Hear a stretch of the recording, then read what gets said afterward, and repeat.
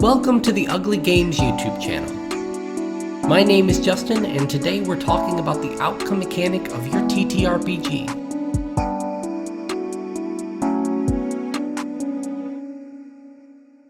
The outcome mechanic is what your players are going to be doing a lot during the course of a session of your game, in social situations and in battles, so it's important to get the feel right and to make sure that it's doing what you need it to do for your game. So, what is an outcome mechanic?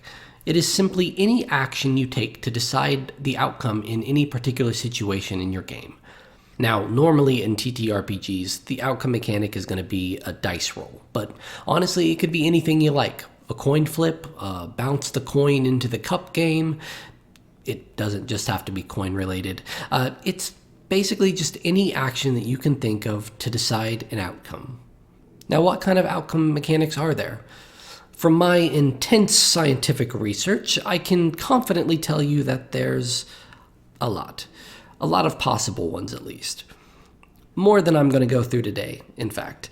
But I've compiled a little list of outcome mechanics that I do know of. So let's go through some of them. Let's start with one a lot of people are going to be familiar with. The roll a die and try to hit a target number mechanic. This is famously used with D20s in D&D, but can be used with dice of all type. This is a pretty straightforward method. You roll a die, sometimes you add a modifier to that roll based on your stats, and you see if you hit a target number that the game master sets. This type of mechanic makes critting, or rolling the highest number on the die, pretty likely in the grand scheme of things, so this might mean you want to use a critting mechanic in your game. But be careful not to make critting too powerful. You could use a dice too small, and suddenly critting is happening way too often for how much it gives a player. This is less of a problem if you're using, say, D100s in your game, but a D4 or a D6, suddenly you're going to be critting a lot. So change the rewards that critting gives a player accordingly. Next come the roll 2 or more dice to hit a target number mechanics. These are very similar, but the reason I mention them is that more dice brings changes in the numbers that you're dealing with as a TTRPG designer. A great website that I was put onto by a commenter, Elijah Tebbins, is anydice.com. This website lets you plug in, say, 2d8 or 4d6 or 7d12 and plots out the exact numbers that you can roll with those dice and how likely it is that you're going to roll them in percentages. And once you know what your players will be rolling the most, you can begin to set your difficulty numbers a lot easier than if you were just shooting in the dark. Anydice.com is absolutely fascinating and super useful once you start using more than one die for your outcome mechanic like we're doing in my TTRPG Awakened. We roll 3d6 for our outcome mechanic. You can imagine this makes critting a lot more difficult. So we currently have the players gain temporary outcome points when it occurs. This could, of course, shift and change, though, as we're still finalizing our rulebook.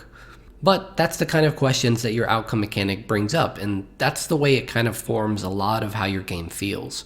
Is it easy to crit? Is it easy to succeed at all? That's up to you. Games like Call of Cthulhu purposefully make it hard to perform certain skills, and to great effect. Speaking of Call of Cthulhu, that game uses our next mechanic. Roll under a target number mechanics. Not much different in play, but I do want to note that these mechanics do exist, so maybe you want to switch it up and go by golf rules. Now, I should also mention that you can always change the circumstances in which a crit occurs. Say we wanted to make it easier to crit in our game. We could simply say that you crit when you roll a 15 or 18. That changes the percentage of critting from 0.46% to just over a 9% chance. Last for this video is number of successes mechanics.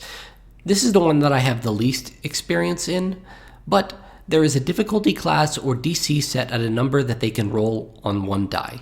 So say we're sticking with D6s, the DC would be 1 to 6 or higher if you're using modifiers or something else. But for our purposes, let's just say the difficulty of you attacking a monster is 3. You have 5 die, and you roll them all. On the die, you roll a 2, a 3, a 6, a 4, and a 1. You've reached the DC with 3 of those die, so in this case you could have yourself a successful hit if we're playing best of 5, or it could be a mixed success if, say, you need all of those to hit to make a full attack. But that's up to you. It's all about how you want your game to feel. I recommend trying a couple mechanics before you reach your final decision on an outcome mechanic, because you never know how something is going to feel until you try. So do your research and choose carefully. Are there any outcome mechanics that I missed? I'm sure there are, so throw them in the comments. What outcome mechanics are you using in your game? Let me know in the comments as well. As always, if you like the video, hit that like button, and if you aren't subscribed, you can do that as well. Alright, stay ugly.